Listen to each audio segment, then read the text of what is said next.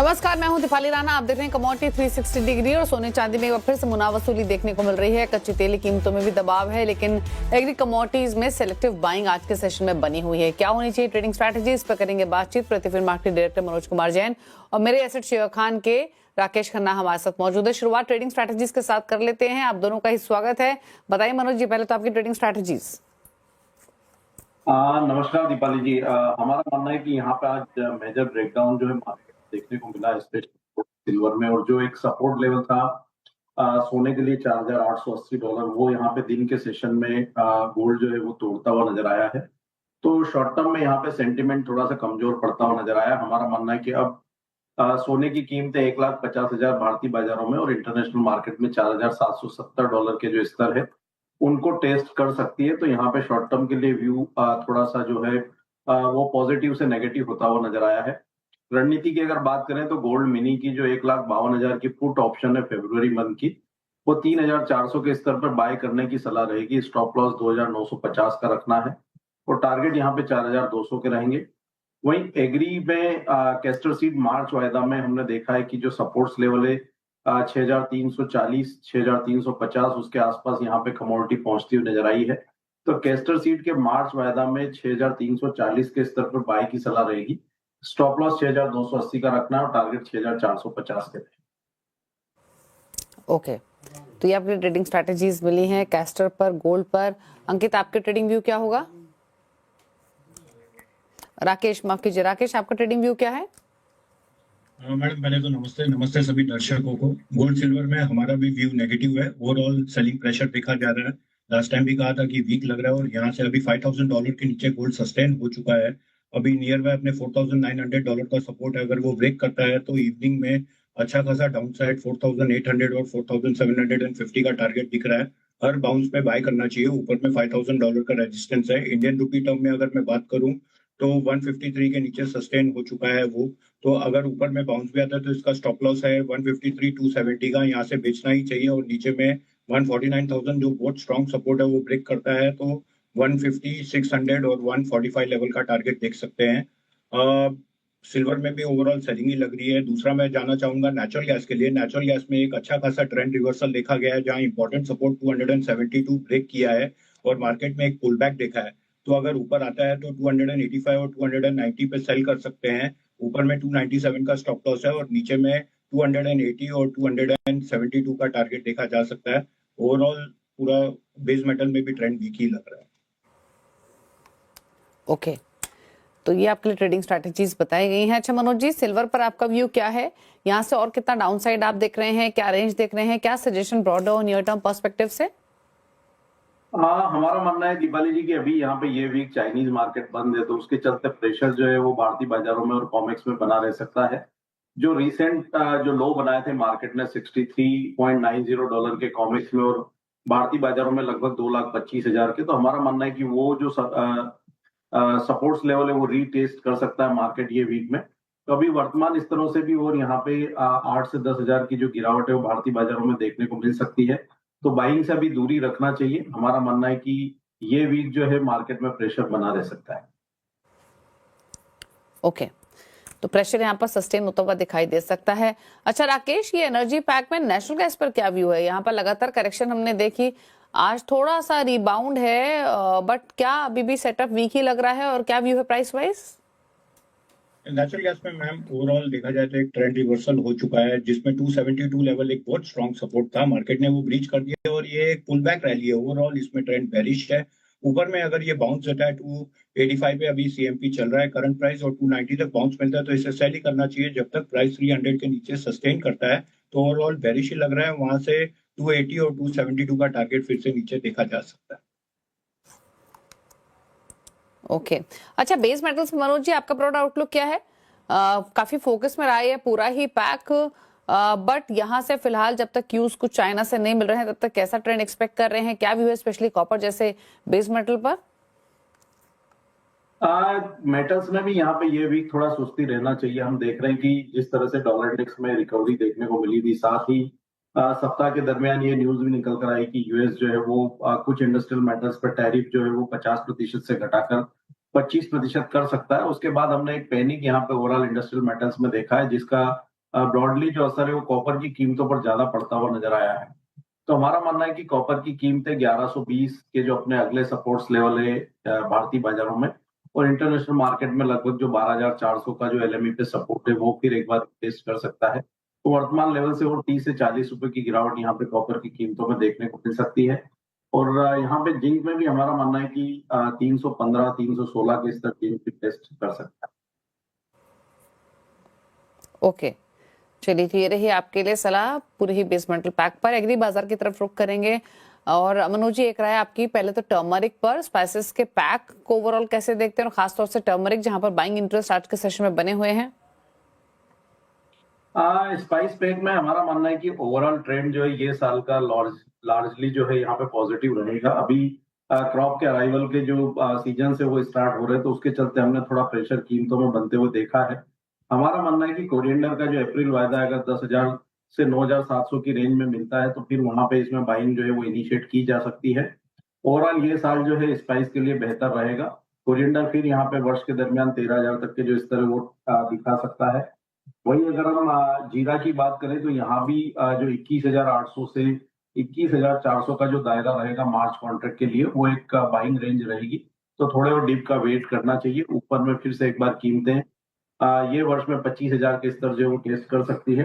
Turmeric में हम देख रहे हैं कि वॉलेटिलिटी काफी ज्यादा है, लेकिन 14,400 इसका एक महत्वपूर्ण सपोर्ट है अप्रैल कॉन्ट्रैक्ट के लिए।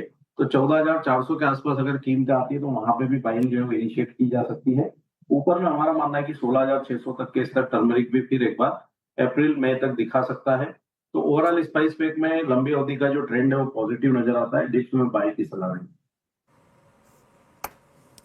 ओके, तो ये रही सलाह आपके लिए टर्मरिक पर। और एक बार क्विकली ग्वार पैक पर और ले लेते हैं। राकेश, आपका व्यू क्या है ग्वार पर? ग्वार के ऊपर मैडम, ग्वार सीड अगर आप देखोगे तो ओवरऑल थोड़ा बहुत नेगेटिव ही लग रहा है। इसमें नीचे में एक अच्छा खासा सपोर्ट होल्ड कर रहा है 5,360 का। अगर वो ब्रेक करता है तो 5,270 लगता है। ये थोड़ा सेल एंड राइज ही है।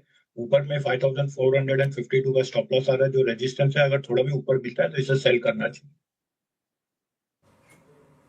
ओके, तो ये रही सलाह आपके लिए ग्वार पैक पर। चलिए, रुक रहे हैं इसी के साथ एक ब्रेक के लिए। मनोज जी और राकेश, आप दोनों का शुक्रिया अपनी ट्रेडिंग व्यूज बताने के लिए। ब्रेक के उस पार आप देखिए मनीषा गुप्ता के साथ हमारी खास पेशकश बॉन्ड स्ट्रीट। नमस्कार।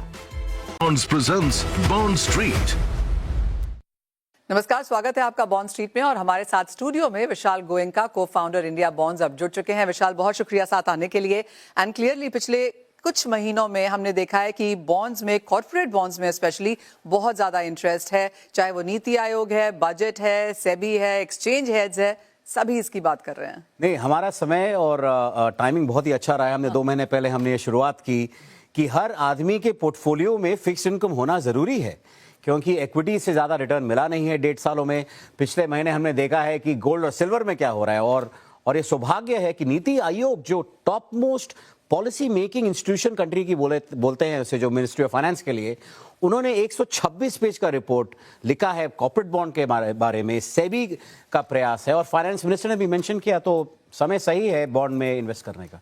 ऑलराइट, 007 बॉन्ड, हम वो मजाक भी करते रहते हैं यहाँ पर, लेकिन सवाल ले लेते हैं और हमारे पास काफी सारे हैं। आशा है हम ये सारे कवर कर पाएंगे, लेकिन मैं इसको रीड आउट करती हूँ। विशाल, जो पहला सवाल है वो ये है कि हम यूजुअली सुनते हैं कि बॉन्ड सेफ है, लेकिन प्रैक्टिकल टर्म्स में क्या रिस्क हैं यहाँ पर जो ध्यान में रखने चाहिए? नहीं, बिल्कुल, देखिए, खाली गवर्नमेंट बॉन्ड जो गवर्नमेंट ऑफ इंडिया द्वारा इश्यू होता है उसको हम रिस्क फ्री कहते हैं। तो आप ट्रेजरी बिल या गवर्नमेंट बॉन्ड खरीदें तो वो एकदम सेफ है। हर चीज के लिए थोड़ा बहुत रिस्क है। अगर आप 7 या 8%, 9 या 10 कमाना चाहते हैं तो उनमें रिस्क है। 2 या 3 चीज की रिस्क के बारे में बात करना चाहता हूं कि एक, आप किस प्लेटफॉर्म पे खरीद रहे हैं। तो मेक श्योर कि वो सेबी रजिस्टर्ड प्लेटफॉर्म है, कुछ गड़बड़ हो तो सेबी आपके साथ खड़ा है। दूसरा, सिर्फ लिस्टेड बॉन्ड्स में इन्वेस्ट करें, बिकॉज वो एक्सचेंज पे लिस्टेड है, उनके बारे में जानकारी ज्यादा है, हर कंपनी रिपोर्ट करती है उनके बारे में। तो ये 2 चीजों का ध्यान रखना जरूरी है। 12, 14, 16% के जो आकर्षक इंटरेस्ट रेट लगता है आपको, उस पे ना जाएं। खाली BBB- riskiest part of bond investment है, उससे अपना पोर्टफोलियो ना भरें। बॉन्ड इन्वेस्टमेंट भी आप डाइवर्सिफाई करिए, पर अगर आपको दिखता है कि कोई बॉन्ड 14 या 16 दे रहा है तो शायद वो रिटेल के लिए ना हो। ऑलराइट, तो ये चीजें बहुत ध्यान में रखनी है। एक और सवाल है जो हम ले लेते हैं, वो ये है कि इन्होंने कहा है कि ये फाइनेंशियल मार्केट्स में रोजाना के हिसाब से इन्वॉल्व नहीं है, तो एक सिंपलेस्ट तरीका क्या है बॉन्ड्स इवैल्यूएट करने का? बहुत ही अच्छा उम्दा सवाल है ये, और काफी लोगों को यही होता है कि भाई हम दिनचर्या में दिन के काम में लगे हुए हैं, हमारे पास समय नहीं है। पर या तो उनका पैसा सेविंग्स अकाउंट में 3 या 4% कमा रहा है, या उनका पैसा एफडी में है 6 या 7% कमा रहा है। तो शुरुआत का नजरिया यह है कि आप छोटा से शुरुआत करिए। आमदनी अगर आपको 1 लाख रुपए करनी है तो आप 10,000 से शुरुआत करें, गवर्नमेंट बॉन्ड में इन्वेस्ट करें, या आपको अगर ज्यादा अमाउंट करना है तो आप 5 बॉन्ड ले लें, एक ट्रिपल ए ले लें, एक डबल ए ले लें, एक सिंगल ए ले लें। सीखिए तो सही होता क्या है। तो छोटे से शुरुआत करिए और safe double A triple A से शुरुआत करिए। ऑलराइट, ये एक और सवाल है जहां पर उन्होंने देखा है कि अब तक मेरा फोकस इक्विटीज और म्यूचुअल फंड्स में है। आई एम अज्यूमिंग विशाल ये सभी के साथ वो है कि लोग इक्विटीज और म्यूचुअल फंड्स भी ले रहे हैं। कैसे अब इस स्टेज पे मैं शुरुआत करूं यहां पर bonds as an asset class में निवेश करने के लिए? तो पहले तो मुबारक हो, क्योंकि अगर आपने 4 साल सोचा है 4 साल आप इक्विटी में इन्वेस्टेड हो तो आपने पैसे भी कमाए हैं। और यही भारतवर्ष में हो रहा है कि पिछले 15 से 16 महीने से इक्विटी ने इतने रिटर्न्स दे नहीं हैं, तो लोगों ने कहा कि हमने पैसे कमाए हैं, अभी मैं चाहता हूं कि 20 से 25% अगर आपका 100 रुपए का पोर्टफोलियो है तो 25 रुपए आप बॉन्ड में डालिए। Okay. और बहुत ही सिंपल है, 5 मिनट में आप ऐप पे केवाईसी करके कोई भी ऐप पे आप बॉन्ड में निवेश कर सकते हैं, बट 25% आपका पोर्टफोलियो बॉन्ड में होना चाहिए। विशाल, कुछ तो ट्रेडर्स होते हैं, लेकिन जो हमारा अगला सवाल है ये वेल्थ प्लानिंग करना चाहते हैं और जानना चाहते हैं कि क्या बॉन्ड सेंस क्रिएट करते हैं अगर प्रेडिक्टेबल रिटर्न्स लॉन्गर टर्म के लिए क्रिएट करने हो? नहीं, बिल्कुल करते हैं। देखिए, इक्विटी मार्केट हम बोलते हैं कि 10 to 12% रिटर्न सालाना मिलता है हमें। अगर आप 10% का 11% का बॉन्ड खरीदते हैं और अगर आप हर साल 5 साल करेंगे तो आपकी रिटर्न्स 45 to 50% होगी। तो वेल्थ प्रेजर्वेशन के अलावा वेल्थ क्रिएशन दोनों एक साथ होता है कि आपको जोखिम थोड़ा कम है। ये फाइनेंस 1-on-1 है कि इसमें वॉलेटिलिटी कम है, इसमें डिफॉल्ट के चांसेस कम हैं, तो बिल्कुल आप इससे वेल्थ क्रिएशन कर सकते हैं। हम आपको एक्चुअली इंकरेज करते हैं कि आप हमें सभी तरीके के सवाल यहाँ पर पूछें, क्योंकि विशाल यहाँ पर हैं और हम सब सवाल यहाँ पर लेंगे। और जो अगला सवाल है विशाल यहाँ पर इंटरेस्टिंग है, ये जानना चाहते हैं कि क्या बॉन्ड और फिक्स्ड डिपॉजिट सेम है? नहीं, सेम तो नहीं है। फिक्स्ड डिपॉजिट और बॉन्ड फिक्स्ड इनकम के स्कूल के हैं, दोनों सेम ही स्कूल के हैं। फिक्स्ड डिपॉजिट आप बैंक में डालते हैं। फिक्स्ड डिपॉजिट में यह है कि थोड़ा इंटरेस्ट रेट शायद कम मिलता है।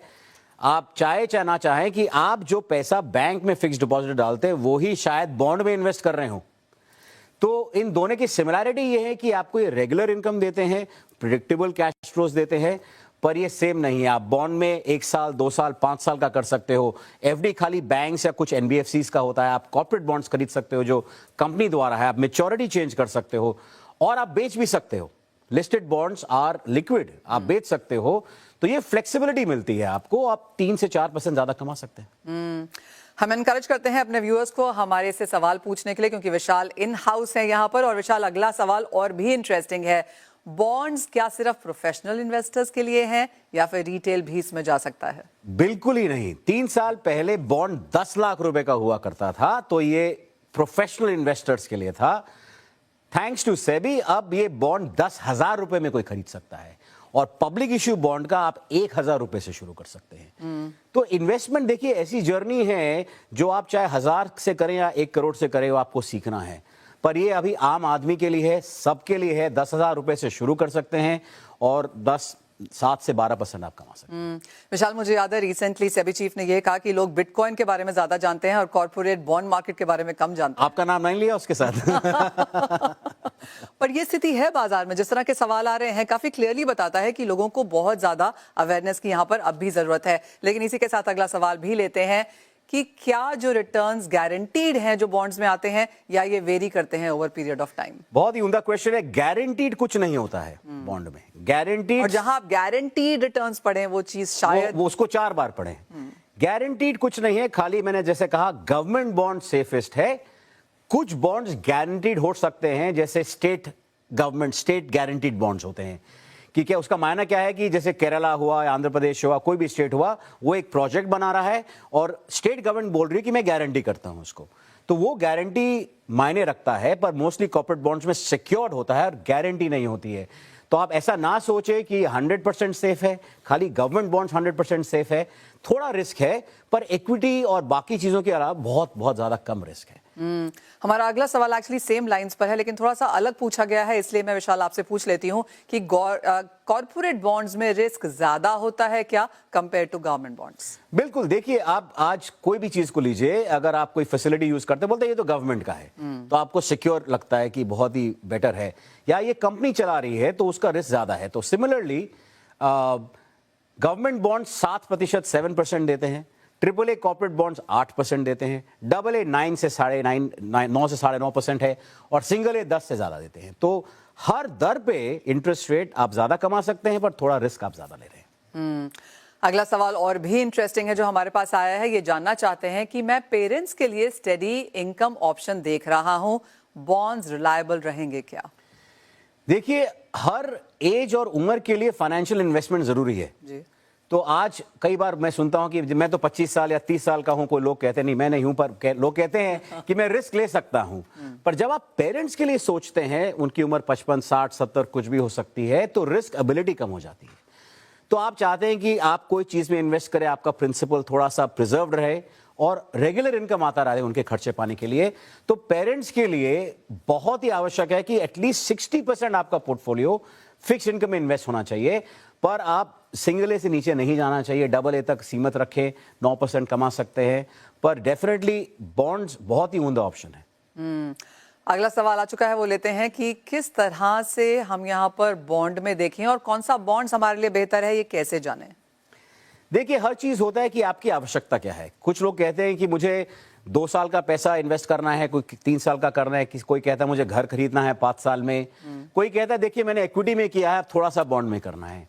तो जरूरत क्यों है वो आपको ही पता है, पर एक ऑल्टरनेटिव इनकम की, एक पैसिव इनकम की जरूरत सबको रहती है। अगर आप बिजनेस में है, बिजनेस ऊपर नीचे होगा पर आपकी इनकम आ रही है। अगर आप जॉब में है, ना चाहते हुए कभी जॉब लॉस भी होता है तो बहुत मुश्किलें पड़ती हैं, पर अगर आप एक रेगुलर इनकम क्रिएट करते हैं साथ में तो उसका बहुत फायदा है। तो मेरे ख्याल से आप 2 या 3 साल में इन्वेस्ट करें, डाइवर्सिफाई करिए बॉन्ड पोर्टफोलियो। अगर 5 लाख रुपए हैं तो 5 बॉन्ड 1-1 लाख के खरीदें। एक फाइनल सवाल और ये मेरी तरफ से है विशाल, क्या बॉन्ड सबके लिए हैं? बिल्कुल। किसी ने मुझे कहा कि हम 140 करोड़ जनता है और 140 करोड़ बॉन्ड इन्वेस्टर है, क्योंकि घर में बच्चा पैदा हो तो हम क्या करते हैं, फिक्स डिपॉजिट रख लेते हैं, वो फिक्स इनकम है, वो बॉन्ड है। आप और मैं इंश्योरेंस और पेंशन में करते हैं, इंश्योरेंस और पेंशन वाले एक्चुअली बॉन्ड खरीदते हैं। तो बॉन्ड एक्चुअली सबके लिए है, चाहे वो बच्चा हो या वृद्धावस्था में हो। ऑल राइट, तो ये एक अपॉर्चुनिटी है और ये मार्केट अब बढ़ती हुई नजर आ रही है। फ्रेमवर्क्स बन रहे हैं, प्रपोज नॉर्म्स हैं, और जैसे विशाल कह रहे हैं सबके लिए बॉन्ड्स हैं। और उन सभी सवालों के जवाब भी देने के लिए बहुत शुक्रिया विशाल। फिर से लौटेंगे अगले हफ्ते, अगले महीने और भी सवालों के साथ, लेकिन फिलहाल बहुत शुक्रिया। Thank you. CNBC Awaaz and India Bonds presents Bond Street.